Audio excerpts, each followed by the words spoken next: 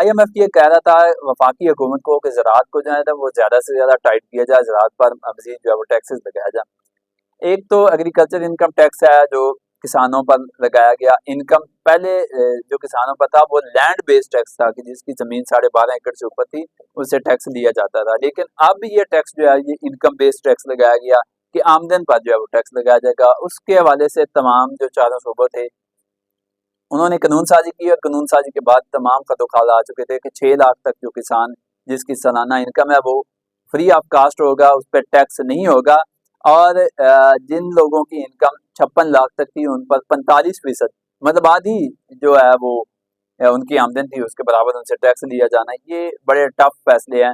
लेकिन इससे agriculture income tax में जो है वो सबसे अहम चीज़ ये है कि इस इनकम की जो कैलकुलेशन है वो कैसे होगी कि खर्चा कितना है और आमदन कितनी हुई है। ये बहुत अहम और टिपिकल फैसला है, बात है जो हर जगह पे डिस्कस हो रही है कि ज़रूरी इनकम का फार्मूला क्या होगा, कैसे ये बात क्लियर होगी कि इस बंदे की जो इनकम है वो खर्चे निकाल कर साफी इनकम इसने इस एक साल में जो है वो 13 लाख रुपए बचाए हैं और इस पर जो है इसको टैक्स लगना चाहिए।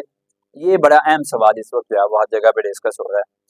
उसके अलावा IMF ये कह रहा है कि आप जो इनपुट्स हैं, जो खादें और जो ज़रिए अद्वियात है उन पर टैक्स लगाएं। खादों पर ऑलरेडी 5% टैक्स है, उसको ये कहा गया कि खादों पर जो है 10% टैक्स लगाया जाए और जो ज़रिए अद्वियात हैं उन पर जो है वो 5%, इन पर पहले टैक्स नहीं है तो उन पर जो है वो 5% टैक्स लगाया जाए।